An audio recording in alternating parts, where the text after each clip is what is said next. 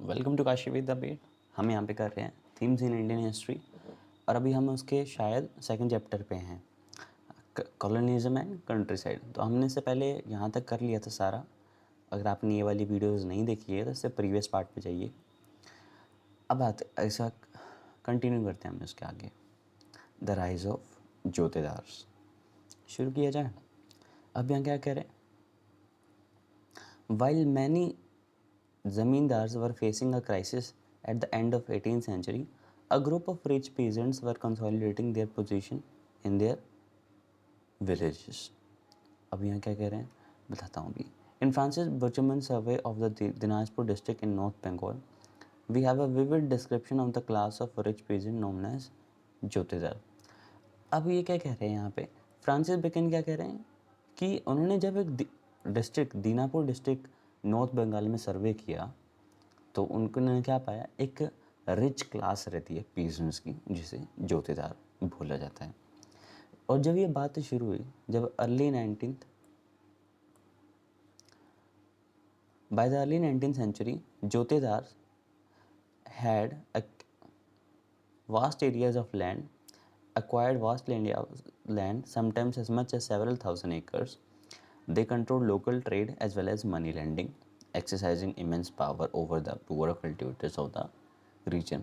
उन्होंने क्या बोला कि जब 19th century early 19th century आई, जोतीदार ने क्या कर लिया था, बहुत सारा लैंड इकट्ठा कर लिया था, बहुत 1000 एकड़ इकट्ठे कर लिए थे। उन्होंने लोकल ट्रेड पे उनका कंट्रोल आ गया था, मनी लैंडिंग वो करते थे और अपने पावर का बहुत इस्तेमाल करते थे। जो गरीब कल्टीवेटर्स होते थे उनके ऊपर अपने पावर का बड़ा ही इस्तेमाल करते थे। ठीक है, तो ये इम्पोर्टेंट हो सकता है आपके लिए कि जोतीदार क्या होते थे। A large part of the land was cultivated through, क्या लिखा है भाई ये, share croppers, adhyars or bargadars who brought their own plows, labored in the field and handed over half the produce to jotidar after the harvest. अब यहाँ पे ये important आता है कि अधियार और बरगदार्स क्या होते हैं। देखो, मान लो मेरे पास एक ज़मीन है 100 एकड़ की, मेरे लिए वो ज़मीन बहुत बड़ी है और मैं अकेला आदमी हूँ, तो मैं खुद उस पर कल्टीवेशन नहीं कर सकता। ठीक है, मेरे पास ऑप्शन क्या है कि मैं बंदे हायर करूँ, सैलरी पे रखूँ, वो काम करेंगे और उनको मैं सैलरी दूंगा। दूसरा क्या ऑप्शन होता है, एक होता है अधिया पे देने का। गाँवों में ना उसको बोलते हैं अधिया, अधिया पे ज़मीन दे देते हैं।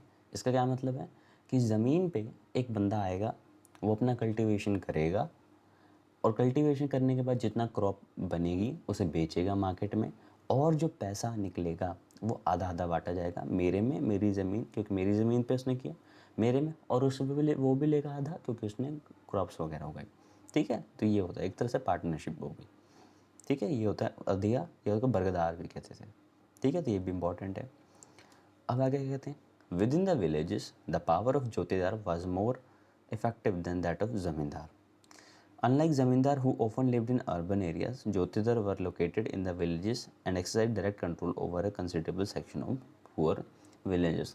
अब इसमें क्या कह रहे हैं कि जो ज़मींदार होते थे वो कहाँ थे, अर्बन एरियाज़ में, जोतेदार रूरल एरियाज़ में।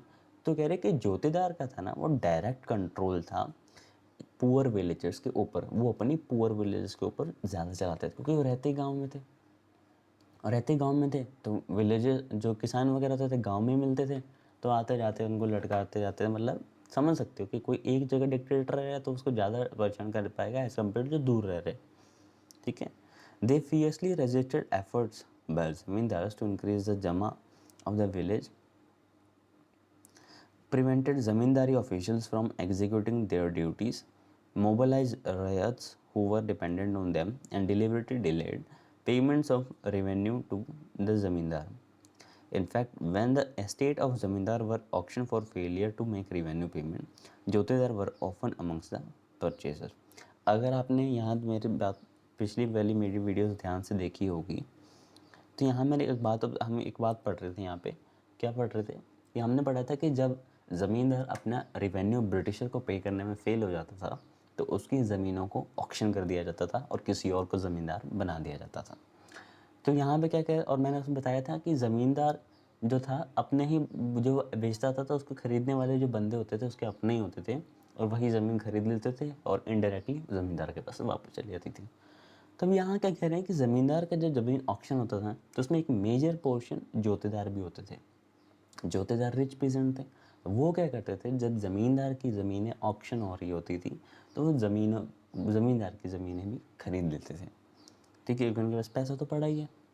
और क्या करते थे, इस ज़मींदारों को अपनी ड्यूटी को ज़मींदारों को अपनी ड्यूटी करने में रोकते थे। यहाँ पर देखो, यहाँ पर लिखा है ना, increases the amount of the village prevented zamindari officials from executing their duties. अपनी ड्यूटीज़ को रोकने उनको करने नहीं देते थे। रैयत को इधर से उधर मोबिलाइज कर देते थे। ठीक है, और उनको पेमेंट देने में भी डिले कर देते थे। ज़मींदार को जल्द पेमेंट देनी थी ब्रिटिशर्स को, अब उसके पास पेमेंट कैसे पहुंचेगी जब वो विलेजर्स से लेगा। तो ये विलेजर्स क्या करते थे, पैसा तो इनके पास वो होता था तो ये अपनी मर्जी चलाते थे और जल्दी उनको पेमेंट देते ही नहीं थे। तो इसकी वजह से ज़मींदार की पेमेंट डिले हो जाती थी, ब्रिटिशर तक जल्दी पहुंचती ही नहीं थी। तो वो क्या हो जाता था, फिर ज़मींदार की ऑक्शन हो जाती थी। मैं कब समझाता हूँ, जाकर सबको नहीं आती समझ, को बताता हूँ, ये भी इम्पोर्टेंट है यहाँ पार्ट। ठीक है, जिससे अगर मैं बताना चाहूँ यहाँ पे, ये यहाँ डोनेट करता हूँ। वैसे मैंने, अगर आपने मेरे प्रीवियस वीडियो देखी तो आपको ज़्यादा समझ आएगा। ये है, मान लो, जोतेदार। ठीक है, ये है ज़मींदार। ठीक है, और ये है ब्रिटिश। ठीक है, अब ब्रिटिशर को चाहिए पैसा ज़मींदार से, ज़मींदार को चाहिए इन जोतेदार यानी किसानों से। ठीक है, तभी क्या करता था जोतेदार ना, इसको पेमेंट डिले कर देता था। क्या कर देता इसको, पेमेंट डिले कर देता था, जल्दी देता ही नहीं था। जब इसके पास, इस बंदे के पास पेमेंट लेट आई है तो ये इसके पास भी लेट जाएगी, और जब इसके पास डिले जाती थी ना तो ब्रिटिशर को ये बात बर्दाश्त नहीं होती थी। तो ब्रिटिशर क्या करते थे, इसको बोलते थे कि भाई तुम हटो यहाँ से, तुम्हारी जगह नया ज़मींदार आएगा, तुम हमें पेमेंट टाइम पे नहीं दे पा रहे हो। ठीक है, तो ये केस होता था। आगे चलते हैं। ये क्या इमेज है, Bengal village scene painted by jewel. Bengal के एक विलेज का सीन है बस, और कुछ नहीं। The jotedar were most powerful in North Bengal, although rich peasants and villages headmen were emerging as commanding figures in the countryside in other parts of Bengal as well। कह रहे कि जो ये जोतेदार होते थे मेनली कहाँ पर होते थे कि नॉर्थ बंगाल वाले एरिया में ज़्यादा पावरफुल थे। और कह रहे लेकिन फिर भी जो रिच हेडमैन वगैरह और भी कहाँ आ रहे थे, जो रूरल एरिया था ना, कंट्री साइड, मतलब जो रूरल एरिया था वहाँ पे भी कुछ अदर पार्ट्स ऑफ बंगाल में भी धीरे धीरे इमर्ज हो रहे थे, लेकिन ज़्यादा पावरफुल कहाँ थे, ये नॉर्थ बंगाल में थे। In some places they were called hawaladars. कुछ प्लेसेस में इनको क्या कहते थे, हवालादार्स कहते थे। ठीक है, ये भी इंपॉर्टेंट है। और क्या कहते थे इनको, इनको गंतीदार भी कहते थे, मंडल भी कहा करते थे। अगर आपने पिछली क्लासेस में अपने पढ़ा हो, जैसे छोटी क्लासेस, सेवन्थ या एट्थ क्लास में, वहाँ पे मंडल बोला जाता था इनको, वहाँ लिखा हुआ है। देयर राइज इनवेटली भी वीकेंड ज़मींदारी अथॉरिटी। ठीक है, अब क्यों ज़मींदारी वीकन हो रही थी इनकी वजह से, मैंने अभी आपको जस्ट प्रीवियसली अभी रीज़न बताया, वो जहाँ मैं ड्राइंग वगैरह बना रहा था वहाँ पर जाओगी। जोतेदार दिनाजपुर। अब देखो यहाँ पे ये पिक्चर सी बनी हुई है, ये क्या पिक्चर बनी हुई है, ठीक है, देखो यहाँ सब दिखाया हुआ है कि कौन कौन किसको किसको देता था पेमेंट। अंडर रोहित को, अंडर रोहित जोतेदार को देता है, रैयत जोतेदार को पेमेंट दे रहा है। ठीक है, रैयत जोतेदार को पेमेंट दे रहा है, जोतेदार रैयत को, मतलब फिर घुमा फिरा के कहाँ जा रही है, ज़मींदार के पास पैसे आते थे और ज़मींदार कंपनी को देता था। ठीक है, यहाँ इंपॉर्टेंट है ज़मींदार का क्या काम था, ये आपके लिए इंपॉर्टेंट हो सकता है। Zamindar were responsible paying revenue to the company. ठीक है, रिवेन्यू देता था कंपनी को। और क्या काम था इसका, distributing the revenue demand of villages. Each village रैयत बिग और स्मॉल पेड रेंट टू ज़मींदार। चाहे रैयत यानी पीजेंट छोटा है बड़ा, उसको रेंट देना पड़ता था ज़मींदार को। Jotedar gave out loans to other ryots and sold their produce. Jotedar क्या करते थे, क्योंकि रिच होते थे तो छोटे फार्मर्स को लोन्स भी देते थे। Ryot cultivated some land and gave out the rest to under ryot on rent. ठीक है, अब कुछ फार्मर्स के पास ज़्यादा ज़मीनें हैं तो वो क्या करते थे, कुछ खुद कल्टिवेट करते थे और खुद कुछ अंडर रैयत को देते थे। अंडर रैयत पेड रेंट टू द रैयत, जैसे यहाँ पे बनाया गया है कि अंडर रैयत क्या करते थे, यहाँ पे देख लो डायग्राम में देखो, अंदर रैयत किसको पैसे दे रहे हैं, रैयत को, और एक अंदर रैयत जोतेदार को। ठीक है, बट ये सिस्टम चलता है 10 लाख ज़्यादा। द ज़मींदार रजिस्ट द अथॉरिटी ऑफ ज़मींदार only how did not collapse. अब आगे चलते हैं। अब इन्होंने बोला कि जोतेदार के आने की वजह से भले ही ज़मींदार की पावर थोड़ी वीक हो रही थी कुछ रूरल एरियाज़ में, लेकिन ये कोलैप्स नहीं हुई थी। Faced with an exorbitantly high revenue demand and possible auction of their estate, they devised ways of surviving the pressures. अब देखो ज़मींदार के ऊपर प्रेशर पड़ रहा था कि ब्रिटिशर को मुझे तो पैसे देने हैं और ये जोतेदार मुझे ढंग से रेवेन्यू टाइम पे दे नहीं रहे हैं। इसकी वजह से उन पर प्रेशर था कि अगर मैंने टाइम से पेमेंट नहीं करी तो मेरी जो ज़मींदारी है छीन ली जाएगी। तो उन्होंने अलग अलग तरीके सोचे कि किस तरह से हम बचें, कि हमारी ज़मींदारी बचे। ठीक है, fictitious sale was one such strategy. अब उन्होंने क्या किया, एक झूठा सा सेल बनाना शुरू किया। अब ये क्या है फिक्शियस सेल, फिक्शियस मतलब झूठ, देखते हैं आगे। इट इन्वॉल्व क्या लिखा है ये, series of manoeuvres. The raja of Burdwan for instance first transfer some of his zamindari to his mother since the company had decreed that the property of woman would not be taken over. देखो यहाँ पे क्या तरीका निकाला, अभी हमने बात की ना कि इन्होंने कुछ तरीके निकाले कि अपनी ज़मींदारी को बचाने के लिए। अब देखो राजा जो था बुर्दवान का, जब उसको पता लगा कि मेरी ज़मींदारी खतरे में है तो उसने अपने कुछ ज़मींदारी अपनी माता को दे दी। क्यों, क्योंकि ब्रिटिशर ने कहा था कि हम भाई औरतों से उनकी ज़मीनें नहीं छीनेंगे। ठीक है, तो कितना चालू आदमी था, तो एक कुछ तो दे दिया अपनी मदर को। और सेकेंड मूव क्या था, his agents manipulated the auctions the revenue demand of the. अब उन्होंने क्या किया, ऑक्शन को मैनिपुलेट किया। अब ये बात जिसको नहीं पता है, मैंने फर्स्ट वीडियो में बता रखी कि क्या कैसे मैनिपुलेशन होती है, मैं यहाँ भी फिर बताऊँगा। The revenue demand of the company was deliberately withheld and unpaid balances were allowed to accumulate. When a part of the estates was auctioned, the zamindars went bought the property, outbidding the other purchasers. Subsequently, they refused to pay up the purchase money, so that the estate had to be resold. Once again, it was bought by zamindars agents. Once again, the purchase money was not paid, and once again, there was an auction. This process was repeatedly, endlessly. अब देखो, the auction that lost the state was sold low price back to the ज़मींदार। ठीक है, अब ये पूरी बात यहाँ पे इम्पोर्टेंट है, यहाँ से लेके यहाँ तक। अब यहाँ क्या कर रहे हैं, मैं आपको डायग्राम बना के दिखाता हूँ, कहीं पे कहीं जगह मिल जाए बस। चलो यहीं बनाते हैं, देखो क्या कह रही हैं। जैसे मान लो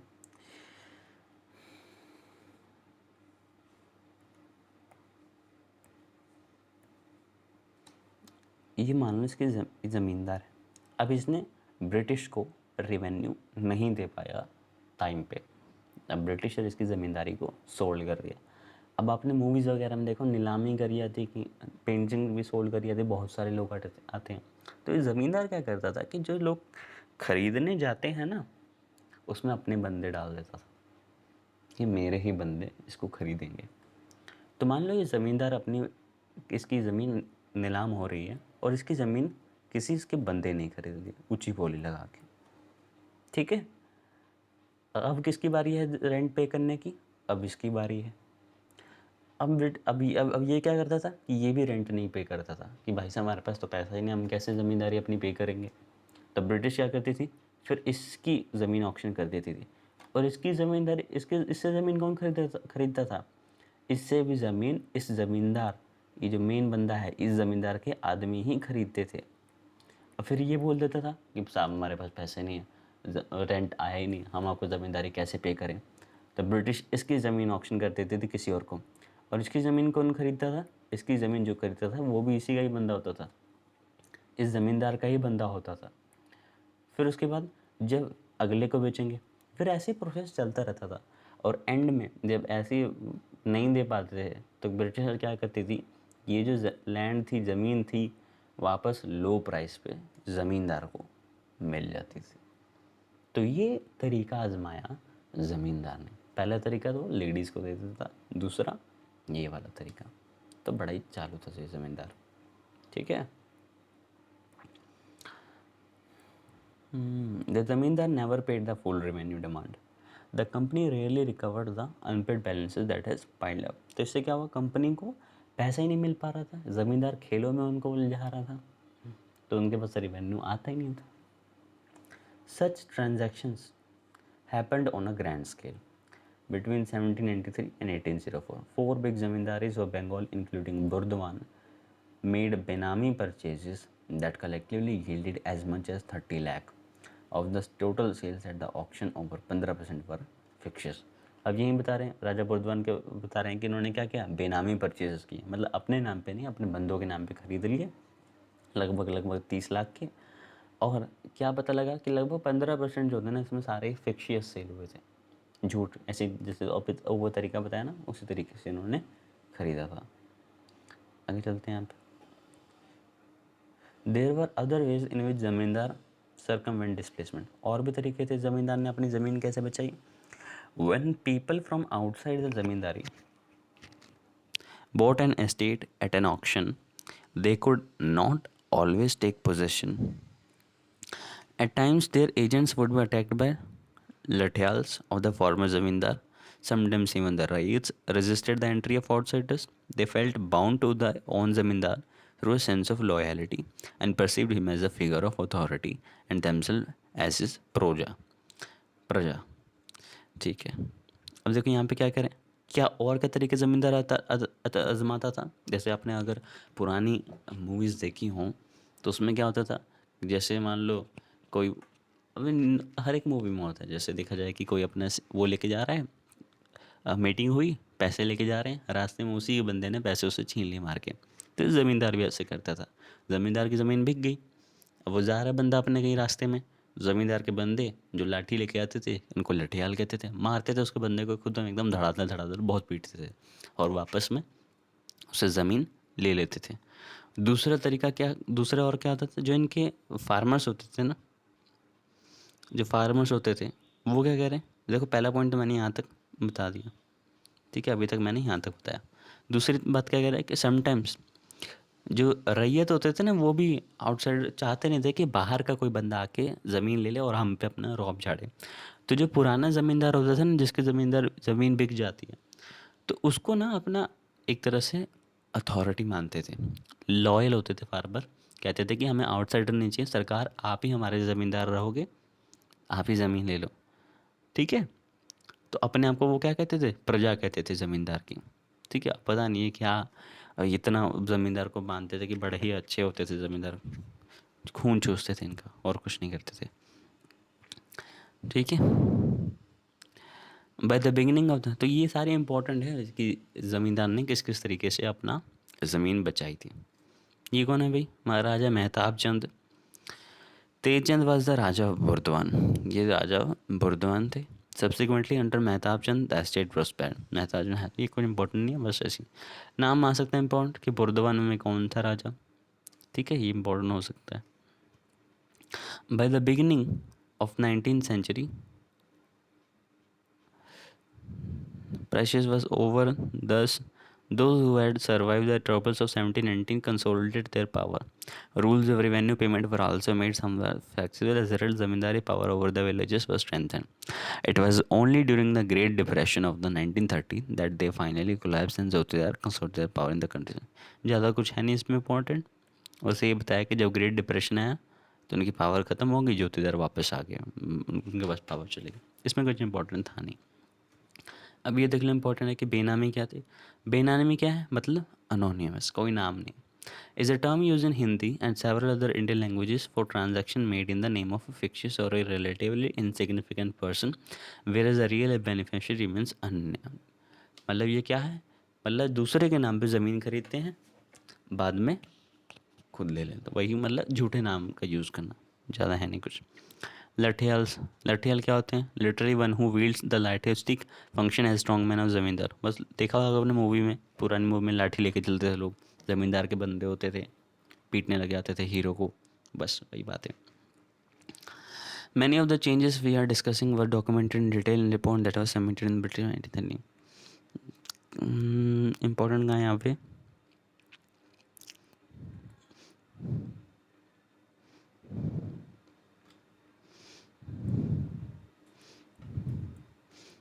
कोई तो इधर कुछ इम्पोर्टेंट है। अंदुल राज पैलेस, ये देख लो, एक पैलेस है।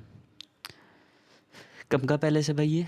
तो ये है ruins of palaces are visible sign of end of an era. Satyajit Ray's famous film Jalsaghar on the decline of the aristocratic zamindari style of living was shot in Andul Raj palace. यहाँ पे एक मूवी शॉट हुई थी, शॉट कह रहा हूँ। अब यहाँ देखते हैं, for over a century and half the fifth report, क्या कह रहे हैं, has shaped over conception of what happened in rural Bengal in the late 18th century. The evidence contained in the fifth report is invaluable, but official reports like this have to be read carefully. We need to know who wrote the reports and why they were written. In fact, recent searches show that the arguments and evidence offered by the fifth reports can be accepted critically. Bakwas. Kuch nahi.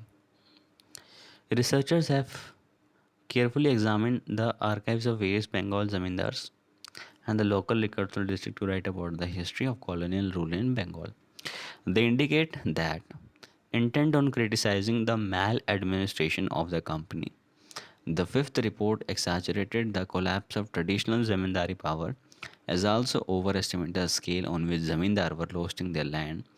As we have seen, even if zamindaris were auctioned, zamindars were not always displaced. Even their ingenious method they used to। बस इसमें वही बताया कि fifth report में क्या बताया था कि यही सब रिपोर्ट बताई गई कि ज़मींदारी का कोलैप्स हो रहा है धीरे धीरे, बस ज़्यादा कुछ है नहीं इसमें। आगे आते हैं यहाँ पे, hope and the bluff. Let us now shift our focus from the wetlands of Bengal to drier zones, from a region of settled cultivation to one where shifting agriculture was practiced।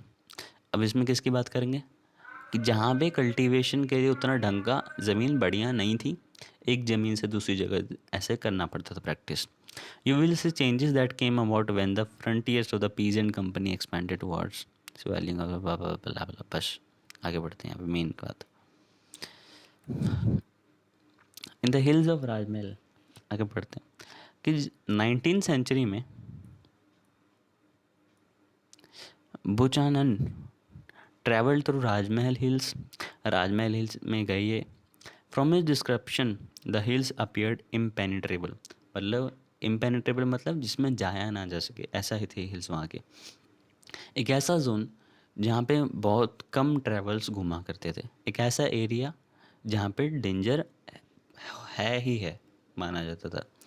जहाँ भी वो जाते थे, जहाँ भी हो गया, people were hostile, apprehensive of officials and unwilling to talk to them. People, लोग क्या थे, हॉस्टाइल थे, गुस्से से भरे हुए थे ऑफिशियल्स के खिलाफ और बात नहीं करना चाहते थे। In many instances they deserted their villages and abandoned, अपने विलेजेस को छोड़ चुके थे और अबैंडन करते थे। Who were this hill folk, कौन थे ये लोग? Why were they so apprehensive of Buchanan's visit, Buchanan की वजह से क्यों गुस्सा थे? Benjamin Jenner gave us tantalizing glimpses of this hill folk in early 19th century. His journal was written as a diary of places we visited, people he encountered, and practices he saw. It raises questions in our mind, but does not always help us answer them. It tells us about a moment in time, but not about the longer history of people and places from that historians have to turn to records. बस ये कुछ खास है नहीं। बस बंचमैन के बारे में बताया कि बंचमैन कौन था, बस ये पढ़ लो आप। बंचमैन कौन था? फ्रांसिस बंचमैन एक फिजिशियन था जो इंडिया में आया था, बंगाल मेडिकल सर्विसेज में काम करता था, कुछ साल से वो एक सर्जन था। कहाँ? गवर्नर जनरल ऑफ इंडिया के पास, लॉर्ड वेल्सली। काहे का लॉर्ड? कुत्ता। During his stay in Calcutta के स्टे में, जो कि आज कैलकाता है, उसने एक ज़ू ऑर्गेनाइज किया जो कि क्या बना? Calcutta Alipur zoo. He was also in charge of the botanical gardens for a short period, botanical gardens का इंचार्ज था। गवर्नर ऑफ बंगाल के रिक्वेस्ट पे उसने एक डिटेल सर्वेस किया, किसका, उन एरियाज़ का जो ब्रिटिश ईस्ट इंडिया की कंपनी के जुरिस्डिक्शन में थे। 1815 में वो बीमार हो गया, वापस इंग्लैंड गया अपनी मम्मी के डेथ पे। उसने क्या किया, इनहेरिट कर ली सारी प्रॉपर्टी और अश्योर्ड किया अपनी फैमिली और assured her family name Hamilton, अपनी फैमिली को नाम दिया Hamilton. So is often called Buchanan Hamilton. बस ये चीज़ है, बुल्चमैन के बारे में पढ़ लेना, इंपॉर्टेंट हो सकता है आपके एग्ज़ाम पर्सपेक्टिव से भी।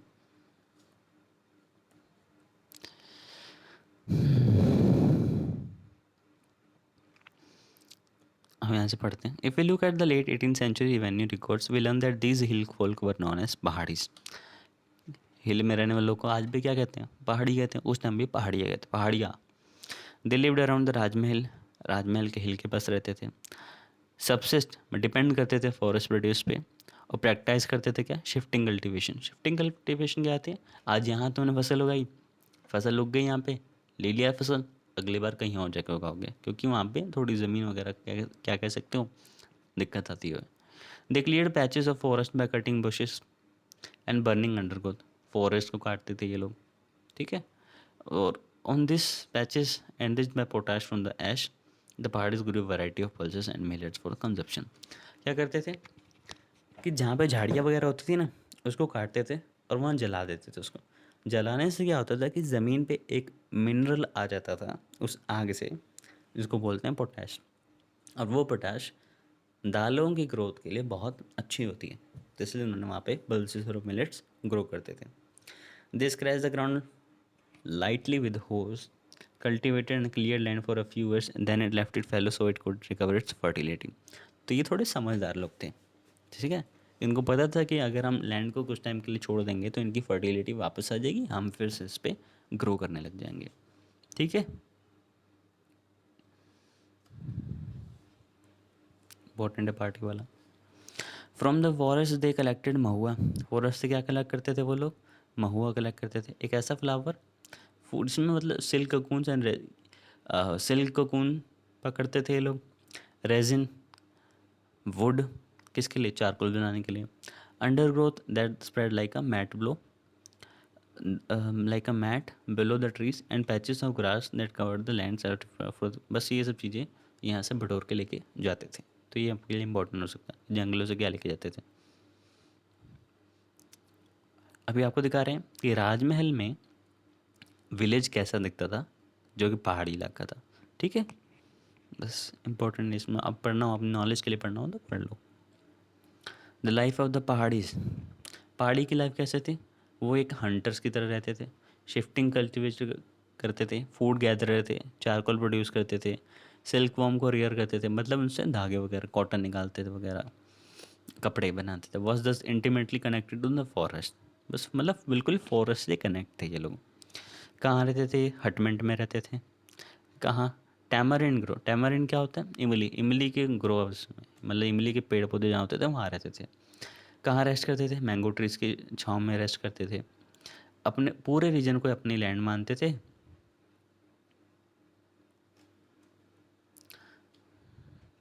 अभी दिखा रहे हैं आपको जंगल की टेरिटरी, मस्त लग रहे हैं ना ज़मीन। कभी कभी मेरा भी मन करता है कि ये सब काम धाम छोड़ के चला जाऊँ जंगल में रहूँ मैं।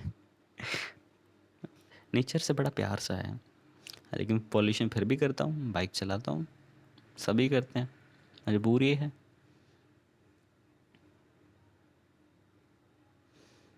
ठीक है, अब उनका जो चीफ होता था विलेज में, उसका क्या काम था, वो ग्रुप की यूनिटी को बना के रखता था।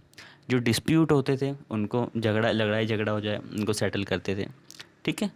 और led the tribe in battles with other tribes and plains को, अगर देखो ट्राइबल में लोगों में अगर झगड़ा हो गया तो उनकी अपनी ग्रुप को ही लीड करता था, बोलता था आक्रमण वैसे वाला, ठीक है। तो ये भी इम्पोर्टेंट है कि ट्राइबल का लीडर क्या करता था, इनका चीफ। और क्या करते थे कि पहाड़ी क्या करते थे, regularly raided the plains where settled agriculture live. ये रेड भी मारते थे, प्लेन्स में जाके लूट लेते भी थी। नेसेसरी फॉर सर्वाइवल, जीने के लिए ज़रूरी होते थे, क्योंकि अगर रेड नहीं मारेंगे इनको खाने पीने का कहाँ से मिलेगा। ठीक है, जब स्कैरसिटी होती थी, मतलब जब कुछ खाने पीने को नहीं होता था, प्लेन्स में जाते थे, हिल से नीचे उतर के लूट के ले जाते थे। ठीक है, there they were a way of asserting power over settled communities. जो सेटल कम्युनिटीज़ थे प्लेन में, जाके अपना जोर दिखाते थे वहाँ पे। And they were a means of negotiating political relation with the outsiders. The zamindars on the plains had to often purchase peace by paying a regular tribute to the hill chiefs. अब ज़मींदार planes पे क्या करते थे कि भाई सरकार आप लोग हमारे पे हमला ना करो, हम आपको पैसे दे दिया करेंगे टाइम टू टाइम। यही ज़मींदार करता था। ट्रेडर क्या करते थे?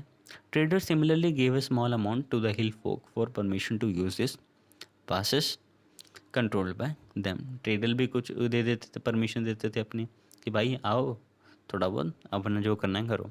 Once the toll was paid, the Pahari chief protected the trader insuring that their goods were not planted by anyone. ठीक है, तो प्रोटेक्शन का काम भी करते थे। ट्रेडर से पैसे ले लिया और उनकी रक्षा करते थे ये लोग। तो ये सब काम किसका? पहाड़ियों का काम था। तो ये भी इम्पोर्टेंट है। These negotiated peace were somewhat fragile, it broke down to the last decades of 18th century. मतलब ख़त्म भी होगी ये सारी पीस जो ऊपर ऊपर हमने बात करी। कब? 18th सेंचुरी में, जब frontiers of settled agriculture began aggressively extend in the eastern India, the British encourage forest clearance and zamindars and jotedar turned uncultivated lands into rice fields. To the British, extension of settled agriculture was necessary to enlarge the sources of land revenue, produce crops for export. बस मतलब इसमें यही बताया गया आपको कि 18th century में इनका थोड़ा क्या कहते हैं उसका थोड़ा भौकाल कम हो गया, क्योंकि ब्रिटिशर ने फॉरेस्ट क्लियर करवा दिया। ये लोग फॉरेस्ट में रहते हैं, अब वहाँ जाके जो प्लेन में रहते थे लोग वहाँ जाके खेती करने लगे, तो ऐसे उनको थोड़ा लॉस सा हुआ। ठीक है, as settled agriculture expanded the area under forest pasture contracted. ठीक है, अब सेटल्ड एग्रीकल्चर एक्सपेंड होने लगी, फॉरेस्ट क्लीन होने लगी, तो फॉरेस्ट का छोटा एरिया क्या हो गया? कॉन्ट्रैक्ट होकर रह गया, यानी बहुत कम हो गया। This sharpen the conflict between hill folk and settle cultivators. लड़ाई तो होनी थी क्योंकि उनकी ज़मीनें जा रही थी, जंगल कम हो रहे थे, तो किसके बीच में? प्लेन एरिया वालों में और हिल वालों में लड़ाई होने लगी। The farmer began to raid settled villages with increasing regularity, carrying away food grains and cattle. Exasperated colonial officials tried to desperately to control and subdue the Pahadis, but they found the task difficult. ठीक है, ये important है। तब यहाँ पे क्या हुआ था? अब जो फॉरेस्ट एरिया था वहाँ क्या हो रहा था कि पेड़ पोड़ काट के वहाँ पे सेटल्ड एग्रीकल्चर करने शुरू करी जा रही थी। बट ये जो हिल वाले लोग थे क्या करते थे? ये लोग शिफ्टिंग कल्टिवेशन करते थे। मतलब एक जगह कल्टिवेट किया, उसको छोड़ दिया, आगे चला गया। फॉरेस्ट में रहते थे, फॉरेस्ट को अपनी जिंदजान सब मानते थे। पर सैटेलाइट कल्टिवेटर ने क्या किया? फॉरेस्ट को क्लियर कर दिया, वहाँ पे परमानेंटली रह के वहीं पे खेती करने शुरू कर लगे, वहाँ से जाते ही नहीं। तब हिल्स वाले ने सोचा कि भाई ये तो हमारी ज़मीनें ले रहे हैं, उनको गुस्सा तो आना ही था। तो उन्होंने क्या किया कि जो ये सेटल्ड कल्टिवेटर्स थे, जहाँ इनके विलेजेस हुआ करते थे, ये उनके विलेजेस में जाके लूट मचाते थे, खूब दाना पानी सब छीन के ले जाते थे। अब इस बात से जो कॉलोनियल ऑफिशियल्स थे यानी ब्रिटिशर्स थे, उनको बड़ा ही गुस्सा आया पहाड़ियों पे कि ये क्या कर रहे हैं भाई। उन्होंने सोचा कि हमने इनको सबड्यू करना है, यानी इनको कंट्रोल में लेके आना है, इनको उनकी औकात दिखानी है। पर यह बड़ा ही मुश्किल काम था ब्रिटिशर के लिए, पहाड़ियों को उनकी औकात दिखाना। ठीक है, ये मेरी वर्डिंग्स नहीं है, मैं थोड़ा आपको स्टोरी फॉर्म में सुना रहा हूँ। मुझे कोई गुस्सा नहीं पहाड़ी लोगों से, भाई नाराज़ मत होना। In the 1770s, British embarked on a brutal policy of extermination, hunting the Pahadis. तो ब्रिटिशर ने क्या किया? वो हंटिंग करने लगे। उन्होंने सोचा कि अब इनको भी मार के ख़त्म करना है। ठीक है, by the 1780s Augustus Cleveland, collector Bhagalpur का, उसने क्या किया? एक पॉलिसी ऑफ पैसिफिकेशन अपनाई। अब ये क्या थी पॉलिसी ऑफ पैसिफिकेशन? पहाड़ी चीफ्स को दिया गया, क्या दिया गया? एक साल भर का अलाउंस, कि आपको साल में इतना पैसा दिया जाएगा। ठीक है, और क्या बोला कि बदले में आप अपने आदमियों को समझाओ कि अच्छे तरह से रहें, प्रॉपर कंडक्ट दें, और हाँ को साल भर का पैसा देंगे। ठीक है, और चीफ को क्या बोला कि आपने ऑर्डर मेंटेन करके रखना अपनी लोकेलिटीज़ में, और अपने खुद के लोगों में डिसिप्लिन मेंटेन करना कि भाई लड़ाई मत करनी है, लूट नहीं मचानी। ठीक है। बहुत सारे पहाड़ी चीफ ने क्या कर दिया, रिफ्यूज़ कर दिया अलाउंस को कि भाई हमें पैसा नहीं चाहिए, अपना पैसा अपने जेब में रखो, भागो यहाँ से। ठीक है। और जिन्होंने एक्सेप्ट कर लिया पैसा, वो क्या, अब पैसा एक्सेप्ट कर लिया चीफ ने, अब वहाँ उनकी जो जनता थी उनको ये बात पसंद नहीं आई कम्युनिटी, तो उन्होंने क्या बोला कि तुम भगो भाई, तुम हमारे लीडर नहीं हो, तुम तो पैसा एक्सेप्ट कर लिया, बहादुर हो ही नहीं। ठीक है। Being in the pay of the colonial government, they came to be perceived as subordinate employees of stipended chiefs. ठीक है। अब ब्रिटिशर से पैसा ले लिया तो कम्युनिटी में ये क्या हो गया कि भाई ये तो डरपोक है, डर गया, ब्रिटिशर से पैसा ले लिया, अभी तो एम्प्लॉय बन गया ब्रिटिशर का। ठीक है। एज द पैसिफिकेशन कैंपेन्स कंटिन्यूड, अब ब्रिटिश अपना पैसिफाई का क्या मतलब होता है, शांत करना, पैसिफाई का मतलब शांत करना, तो ब्रिटिशर इनको शांत करना चाहती थी इस पॉलिसी के अकॉर्डिंग। तो क्या करती थी, पहाड़ी withdraw deep into the mountain, insulating themselves from hostile forces in carrying on a war with outsiders. पहाड़ियों ने क्या किया, अपने आप को एकदम माउंटेन्स के अंदर ले गए और एक वॉर छेड़ दी बाहरी लोगों के साथ। So when Bochanan traveled through the region in the winter of 1810 to 11, the parties naturally viewed him with campaigns and memory of brutal repression shaped the perception of British infiltration into the area। तो जब बूचानैन गया ना उनके area में, तो उनको यही लगा कि भाई ये तो वही पैसिफिकेशन वाला मामला है, ब्रिटिश ऑफिशियल है, तो इसीलिए उसको गुस्से की नज़रों से वो लोग भी देख रहे थे, जो कि शुरू में हमने बात करी बूचानैन वगैरह के बाद। Every white man appeared to be represent a power that was destroying their way of life, means of survival, snatching away their control over their forest and land।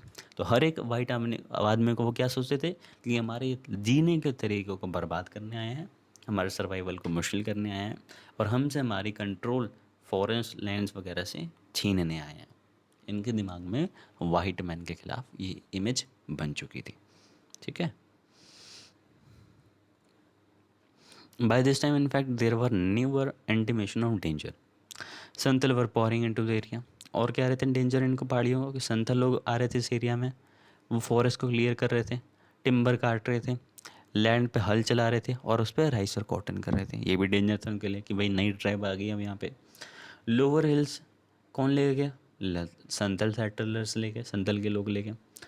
ठीक है। पहाड़ी रिसीडेड डीप इनटू द राजमहल, पहाड़ी और अंदर चले गए कि भाई ये तो आसपास की ज़मीनें छीन रहे हैं, हम और अंदर चले जाते हैं पहाड़ियों में। Paharia life are symbolise by the hoe which they use for shifting cultivation. Hoe क्या होता है, एक तरह का क्या कहते हैं उसको, टूल होता है जो खेती बाड़ी में यूज़ किया जाता है। आप सर्च करोगे वो दिख जाएगा।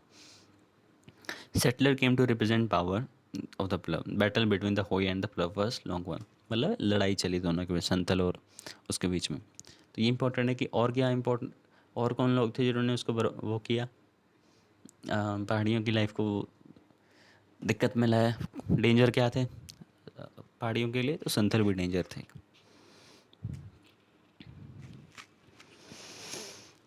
The Santhals pioneer settlers.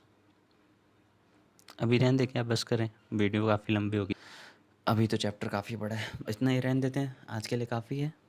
Next video आपको अगले दिन मिल जाएगी। ठीक है।